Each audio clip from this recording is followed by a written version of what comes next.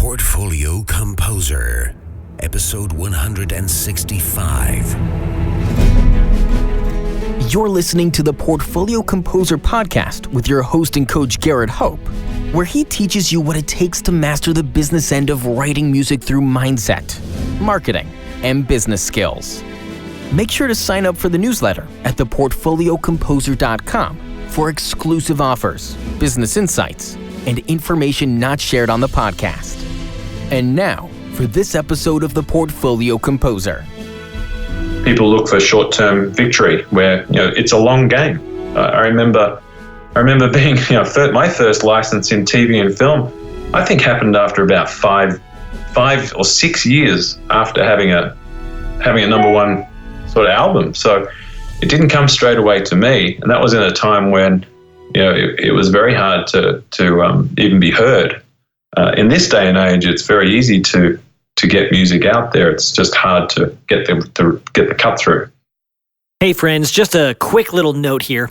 Paul and I, due to our extremely busy schedules, recorded this interview over 2 separate calls separated by several days.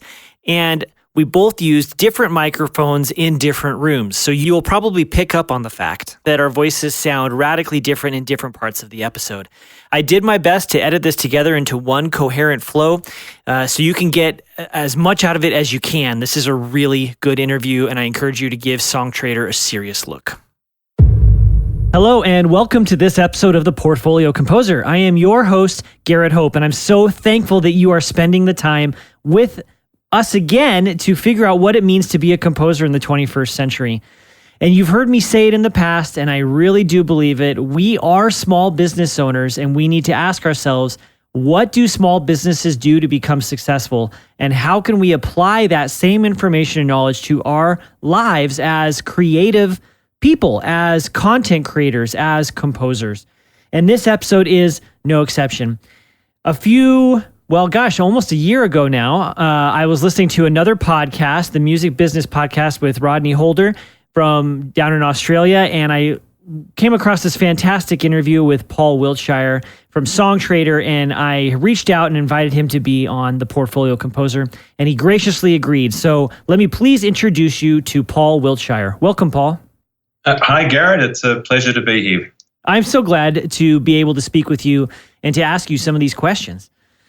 So awesome. This is a little bit about Paul. He is founder and CEO of Songtradr, Inc., the California-based music rights marketplace platform. Paul is a technology entrepreneur across the music and media industries with over 25 years experience. He is an award-winning record producer and songwriter, having produced and or composed music with sales in excess of 15 million units, including 12 number one albums and singles. Paul, that is huge. Like, holy cow. Let's start with a little bit of your superhero origin. How did you get into the business of doing Songtradr? Well, so I guess going back to the start, I was a budding trumpet player in my very early years in school, and that progressed into an interest into electronic music. And that found my way. I then found my way in a band that was mainly doing covers, but we started writing songs at the age of 16, at age 17, 16, around that period. And it just slowly progressed into a fascination and a deeper interest into the creation of music. And that led to a career that took me into songwriting and production. And eventually I started to really understand the industry from a very deep level. And what came out of that were problems that I believed were solvable, which really was the genesis of the creation of Songtradr, which in its essence is attempting to democratize the music industry into a fair level playing field where any music creator can access an opportunity that historically may have been restricted just for the few because of the gatekeepers that have traditionally sort of been in the way of that access. I'm going to stop you right there because you just said so many really, really interesting things. And the first thing you said is that you were looking at the market, but as a creator of content yourself, and saying there are problems to be solved. What are those problems, Paul? What did you identify? Right. So I guess there are a number of problems. So at the most basic level, it's like, as a content creator, I want to have all of my music, or as a music creator, I want to have all of my music in one place. And through my career, I collaborated with so many different songwriters and artists and even companies, labels, publishers.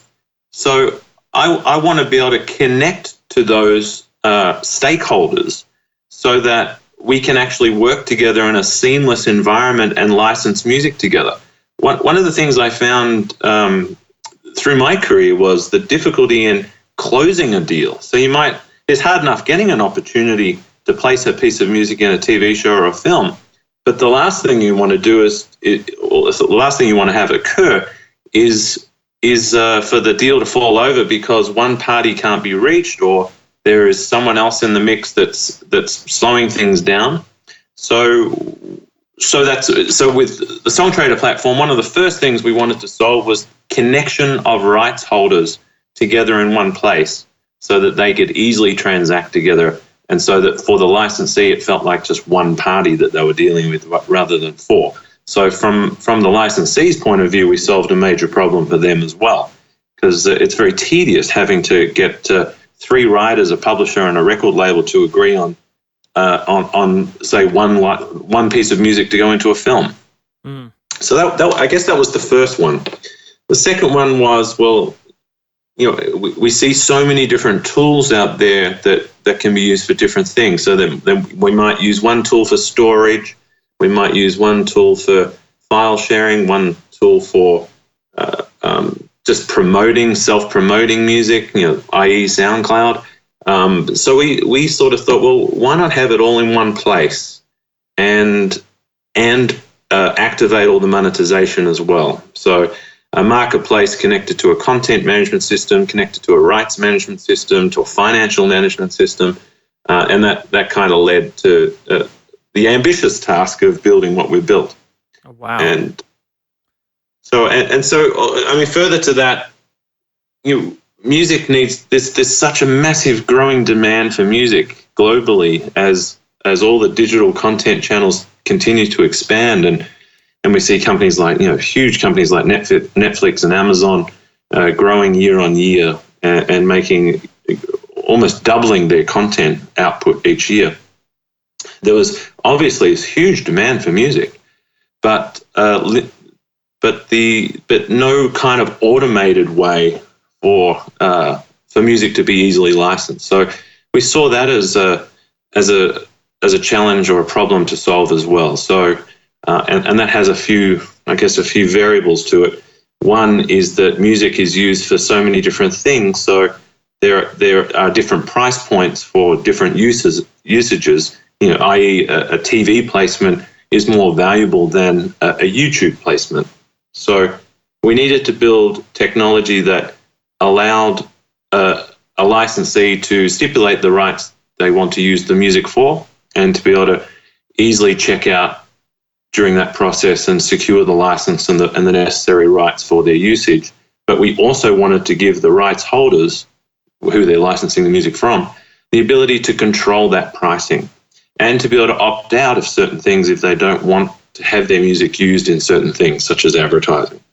So there were many problems to solve in this build, but I think I've touched on a few of them. Yeah, it's interesting.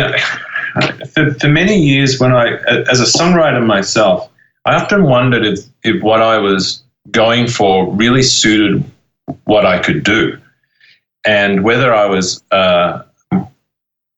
more led by what I thought would earn me a living in the music industry, rather than what I naturally did and what was sort of a natural fit for me. So I remember times when, whenever I did work on something that was a true fit, it really seemed to be easy. And, when it wasn't a natural fit, it was a lot harder, and there was sort of natural friction in the process. So, I think it is key for any creator to do what comes naturally to them. And looking back on my years as a writer, and just recently, I'm sort of considering spending some more time in the studio again, and sort of trying to fall back in love with the original feelings I had for creating music, which were not led by any commercial ambition. They were just, I love making music. I like being in the studio and creating something that is true to my soul. And that's, I think, if you do that and you do it really well, and you kind of you adhere to kind of principles of, well, it should be done a certain way in terms of sound quality and production quality, and taking an approach to it that renders it a product that others would like. If you add that into the mix, so kind of adding a commercial sensibility to your creation, whether that commercial sensibility applies to any particular field, and you combine that with something that you do that truly is true to you personally, and then I think the chance of a successful product emerging is much greater. Oh, yeah. Yeah, I think you're probably right. And then because it's not an uphill battle at that point, something that you're willing to put the hard work into. Yeah, exactly. I remember making many records that, the actual minutes during the making of the record didn't feel that great. But there were many also equally that it was a wonderful experience. So it's, if I was to have my time again, I would choose the ones that feed me, not drain me. So walk me through the process of how a composer can get their music up on Songtradr. What would I have to do? Right, so it's pretty simple. You can just go to the site, and it's a very easy sign up. You can sign up with your Facebook account. And the first stage is just to upload some music. And you can upload any amount of music. We don't charge for any quantity of music. So if you had 1,000 tracks or 100 tracks or 10 tracks, it's all the same. It's an easy upload process. And then the second stage is, if you own the music yourself, it's a very simple, you actually skip the next stage. But if you don't, you have the chance then to fill in any co-writer information, any publisher information. You can, the next stage is to add any keywords, moods, metadata that helps that music be discovered in our search, and that's it, really. I mean, you can just upload music and leave it be, but I recommend spending time on creating viable metadata, accurate metadata that allows for the correct discovery of your music. So, some users can get a little bit ambitious with keywords that describe their music, which can sometimes compromise the search. But if done properly, the music is then discovered, and we have several systems within the platform that allow for automated pricing. So if you do nothing, it's automatically priced at our what we call our rate card, and the prices vary from, we accommodate micro licenses, which is kind of like small use licenses across like YouTube or a small website, right up to all media advertising campaigns. So generally those aren't an automated transaction. It'll be involved. It would be a phone call from us saying, we have a particular brand interested in using your song, and this is what the deal terms are, and there's a negotiation ensues. But the simplest version of the platform is upload your music, create metadata, and use the tools to be actively involved in the sharing and promotion of your music.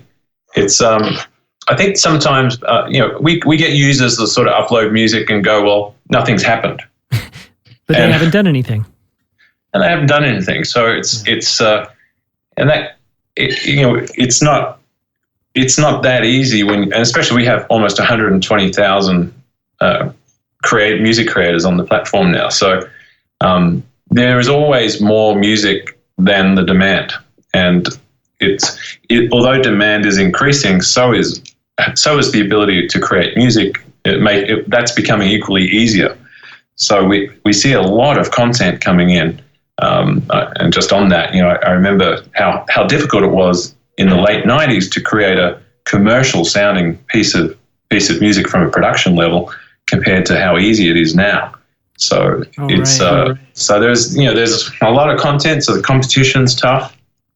But the more active you are in using our tools, and we have some users that use our tools, daily to share their playlists with people that they know might use the music, and licenses happen just off the back of their activity. We also have 2 boards that you can pitch to any opportunities that we publish on those boards, so you can be more involved. And there's 2 different types of boards. There's one that's a lot tougher to get a license because there's so many people pitching for the opportunity. But and that's called our Music Wanted board. And we also have what we call a deals board, which is large. There's more of a chance of getting in those because they're generally large blanket licenses. Like there might be 2,000 tracks going to a particular overhead music supplier. And just I described overhead earlier, but it's literally the hearing music overhead. So in hotels, restaurants, etc.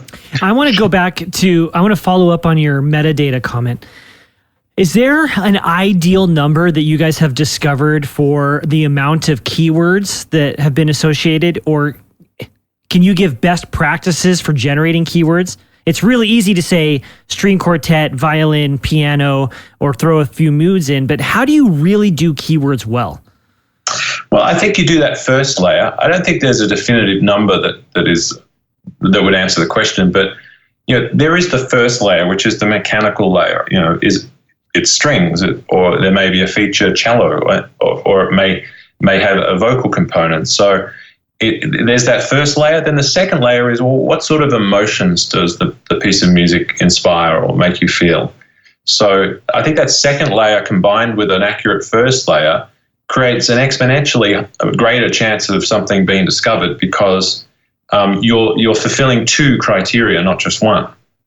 So if you can think of it like that, if there's a third layer again, which is a more descriptive version of, say, or a combination of the first 2 layers, if that's possible, because every scenario is different, then you increase your chances.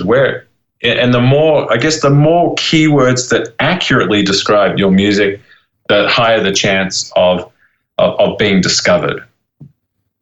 Okay, that makes sense to me too. So do you want to be accurate? You don't want to overdo it. Yeah, when I say overdo it, I mean it's like, a piece of music can't be choral, dance, hip hop, rock, country. Okay, right. I mean, I'm describing, that's like the genre section, but it also can't be fast and slow, right? It's either, well, maybe it can if it's a classical piece and it has 2 movements, but generally speaking, it's one or the other. What is something that you've always wanted to talk about or promote in regards to Songtradr, but no one ever asks you? That's a good question.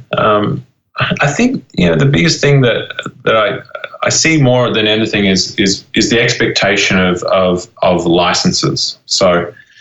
But what we've built, which I feel, I guess, most proud of, is the fact that we've built a free platform for anyone to have all of their music in one place and to have these cool tools to present and share it. And we worked very hard to develop that aspect of the platform, and it's what we feel most proud about. And I guess it's sometimes you'll hear people say, well, we haven't got any licenses. I've pitched music 10 times and nothing's happened. But it's like, well, to balance that out, we've provided all these cool tools for you, which we don't charge for. And there is a pro subscription service on our platform. It's like $8 a month. It just gets you extra analytic, extra notifications, like mobile notifications, and gives you more ability to submit music to various opportunities. But you don't have to use that. You can use the free aspects of the platform and get great benefit. So I guess that's something that we don't talk about that much. It's like we're looking at different sort of ways to market that in the future.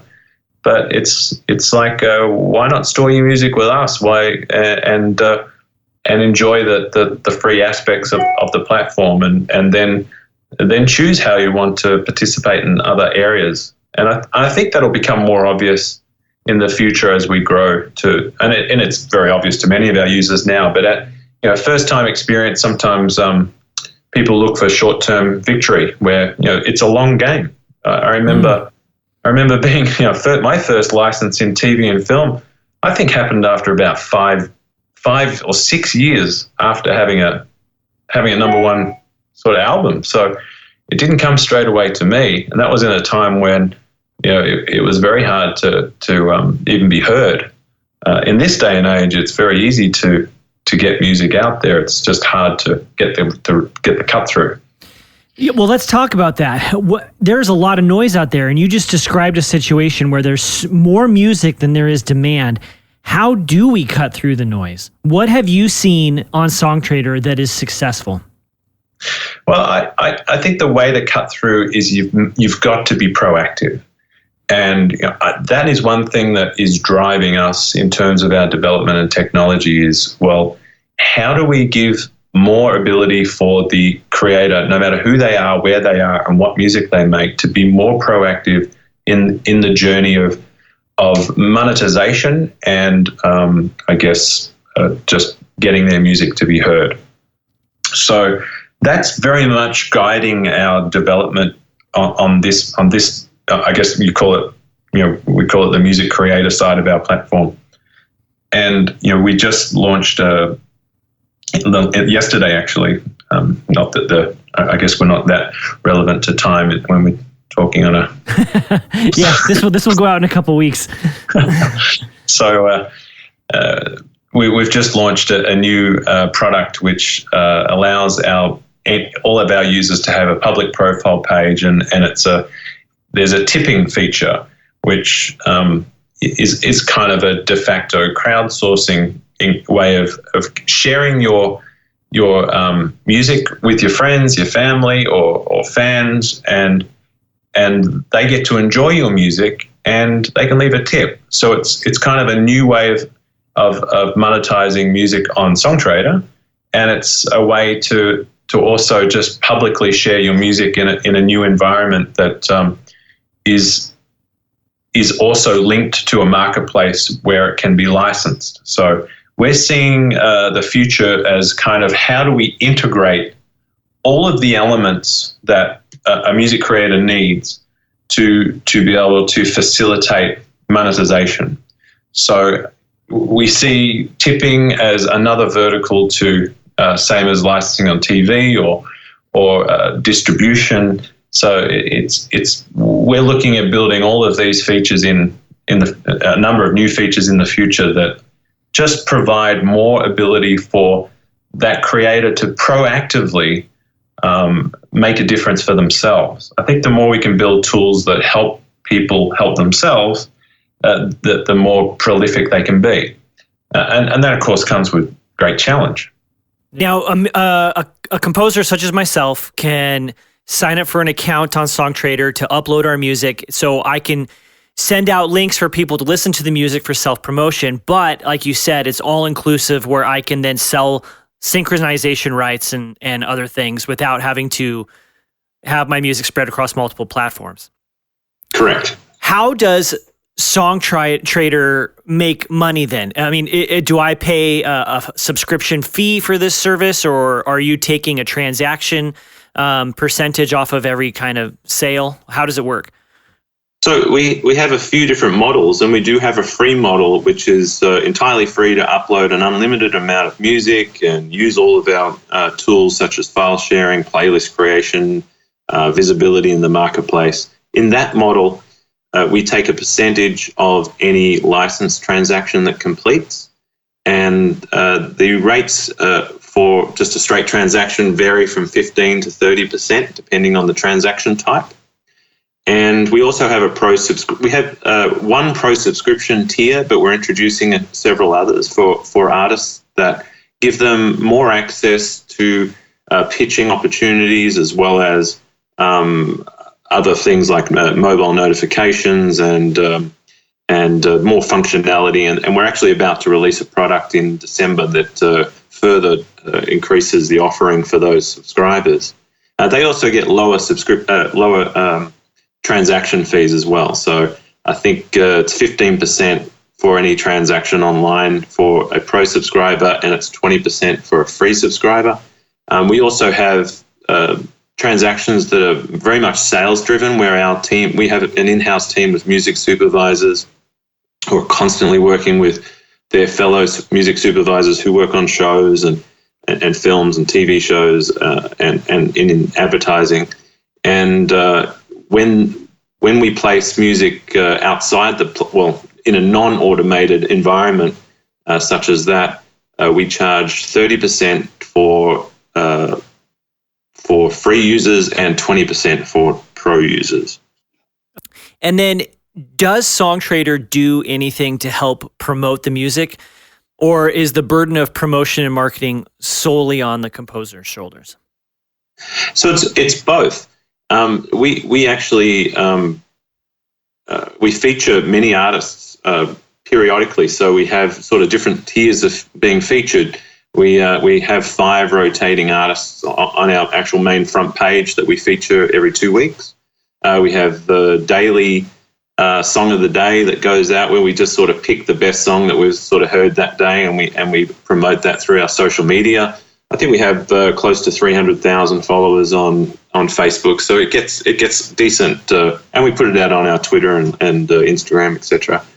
But we also we focus on certain artists, and we create video campaigns where we share those with prospective buyers, and we're constantly sort of mining our catalog for what we think that the right talent is to be able to place with these music supervisors and other licensees. So it's very much that's an important part of our business, is to be spending a lot of our time finding and promoting artists. So we do that a lot. We do artist profiles and send them direct out to music supervisors regularly. But having said that, we also have built the platform to have the tools that really empower creators to go out there and do that themselves. It is an industry where you would know this as a songwriter yourself, that it is an industry where you must be proactive. You really have to knock on every door, and we've tried to develop technology such as our playlist technology and profile page technology, which makes it very easy for you to share your music and for the listener to have a single page and 10, 20 tracks to easily listen to, and to on the spot make a decision whether he wants to license them. Oh man, that's great. What are some of the common mistakes that you see songwriters and composers making when they're trying to promote their music? I think visually, we live in this age of content. I think it's so important if you are going to promote yourself to ensure you've got the right supporting, assets, like the right photo,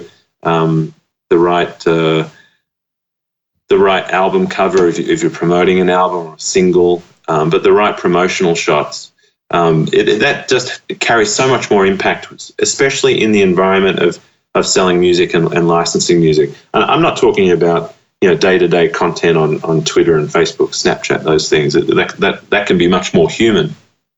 But just having that sort of that fundamental great shot that shows off the artist is definitely of great value.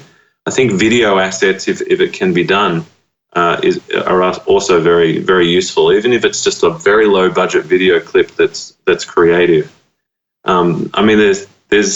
It's a tough industry, so it's difficult to be critical of mistakes that artists make, because I think sometimes the most strange things happen from what you could never plan, and things go viral often for the wrong reasons. But nonetheless, it sort of works. I think we're living in an age of discovery in that regard. We have this tremendous tool, this tremendous power of the internet that's giving us so much reach that it really is an age of trying things that are new. I totally agree with you. And to me, when I think about what is available and what Songtradr can do and other services, I get excited because I think, man, as a composer, I can now get many more people to listen to my music. However, on the other hand, and I guess democratizing the playing field, and this is kind of what you'd said a few minutes ago, is a two-edged sword. There are now so many people calling themselves composers and songwriters that the market is flooded, and there continues to be a couple things that happen with that. There's always somebody who will sell their music for cheaper, and so if there's the devaluation process, and then beyond that, the market's noisy. So can you talk to those two specific things, the devaluation of music as well as cutting through with your message or with your music? So I think one thing that doesn't change is that people know quality. They know when something's great. So, and yes, there is so much noise, and I think that's obviously technology's created the ability for anyone to create a piece of music using GarageBand without really too much skill. But if there is going to be real cut through, that distinctive voice, that distinctive lyric, that emotion that's really merged into a song that really makes you feel something. These are the songs that really cut through.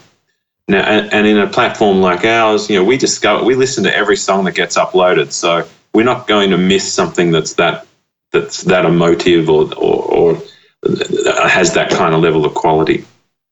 Now, so I think the normal dynamics of quality rising to the top still exist. They're challenged because there is always that. Well, how do I?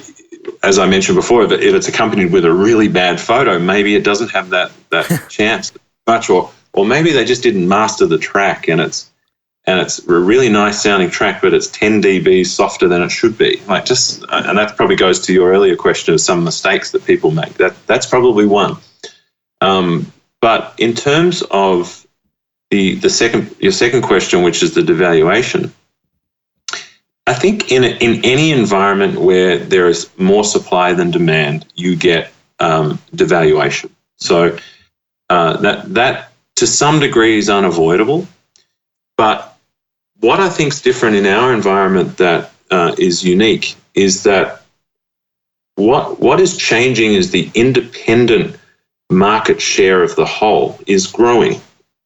So there's a shift of the guard where if we go back 20 years, the independent share of the music industry was substantially smaller than it is today. So in terms of and that comes with a number of disruptions to the way music is acquired and the way it's licensed. And yes, there are I've seen several platforms emerge over the last year or two with price points that I find astonishing and dangerous potentially to the devaluation of music. But I think what will preserve value within a realistic space or frame is the quality. And there may be platforms that will be able to sell you music for 20 cents or 10 cents or free, and free with a subscription or something. But I think what will happen is that the quality will go, well, while those platforms may exist, there's also platforms that represent quality and respect the value of rights and respect the value of music and put their money where their mouth is and invest substantial resources into protecting and ensuring that future. Such a company like that or such companies like that will attract the quality And I think there the preservation of that future exists. Over the long term, the value of the license may continue to decrease. That trend has already happened, but that is a supply and demand issue, I think. Yeah, I think you're right. I am in the process of booking speaking gigs and seminars and workshops for the spring.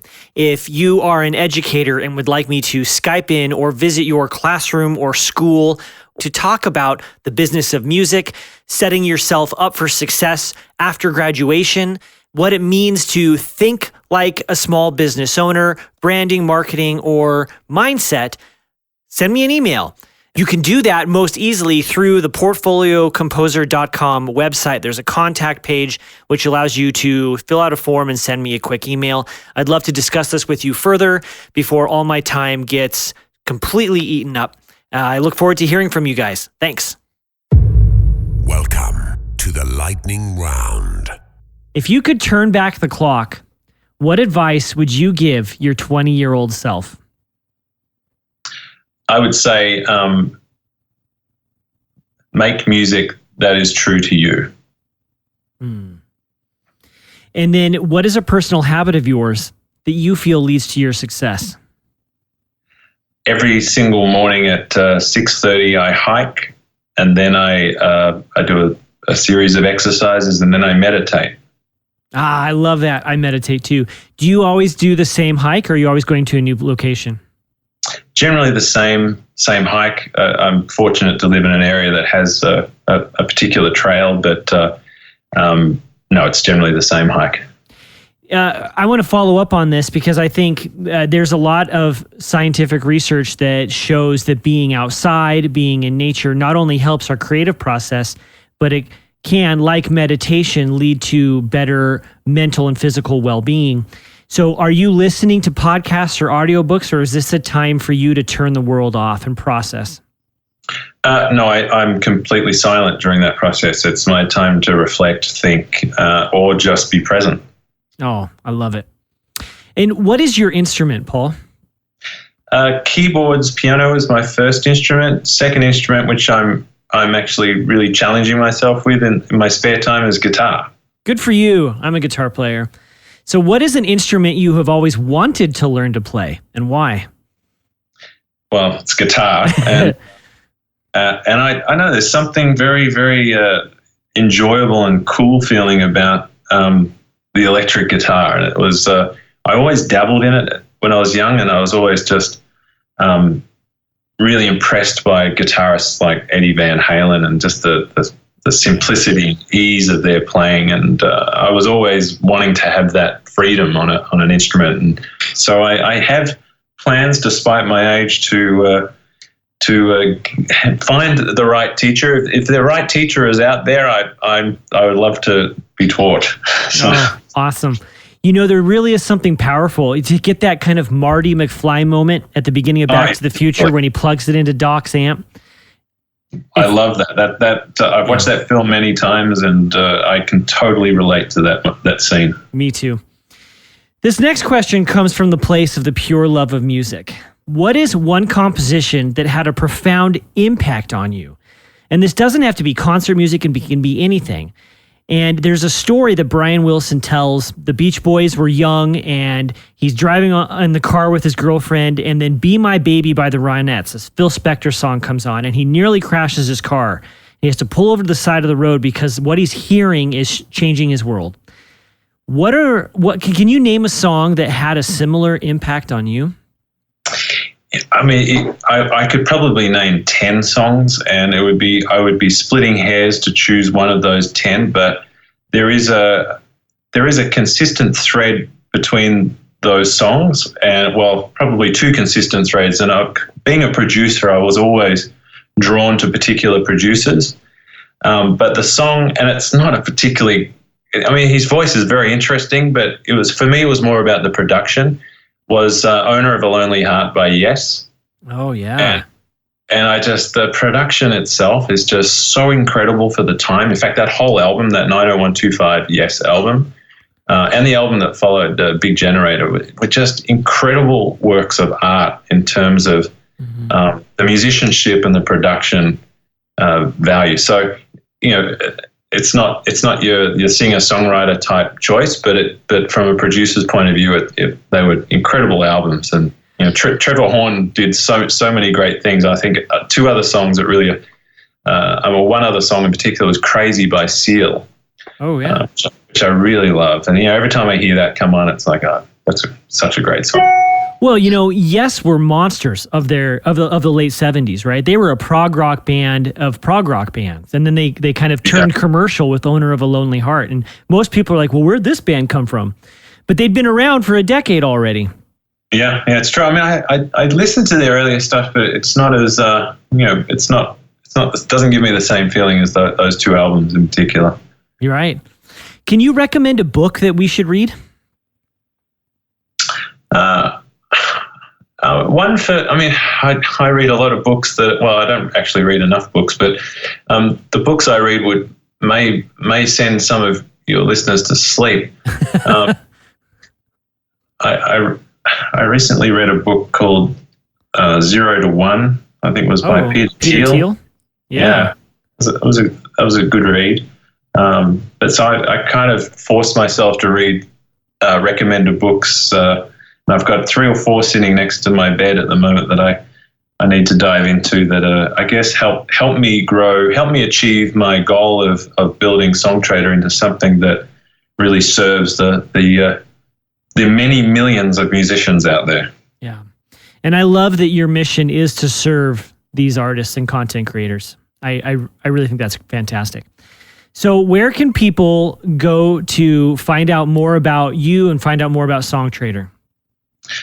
Songtradr is you can actually go to as it sounds or songtradr.com is how we spell it. Either one will get you there, and you can find out there's quite a extensive FAQ help section which talks all about the various functions, and to find out more about me, I guess there's some bits and pieces on the web. I don't know if my LinkedIn tells a whole lot, but well, we can go listen to your music on Songtradr. I have been building my profile page so I can share that soon. So my music, even though people say my old stuff is a lot better than my new stuff, but so I'll be sharing some of my old stuff. Man, this has been a really good conversation, and I appreciate your time, Paul, and helping me understand this. I'm really excited about using Songtradr. I think there's a lot of opportunities for composers to begin thinking about the recordings of their music because, Paul, I come from the concert music world, even though I also do a lot of film and media stuff, and the primary asset for a concert composer is the score. And we often don't then turn around, even though we make recordings, primarily they become very expensive business cards, but we don't think of those then as assets themselves, which can be licensed for restaurant, hotel playlists, or not, and commercials, movies, the whole thing. And I think you guys are standing there as a really viable opportunity for those of us who do that kind of music. So thank you. Thank you, Garen. One thing I would add to that is that anyone in your field has a tremendous advantage if they can create the recordings because so much great music is out of copyright. So in order to be able to pick those right sort of reimagined pieces and to build a catalog like that specifically for film and TV licensing of recordings of the masters. I know there's plenty of people doing that, but that's certainly an area that we would love to grow on our platform, and we don't have a lot of. So that's something I wouldn't mind putting out there. Well, there you go. Well, I'll definitely make sure that gets out into the podcast. Sounds good. All right. Great. Thank you so much. Thanks, Garrett. All the best.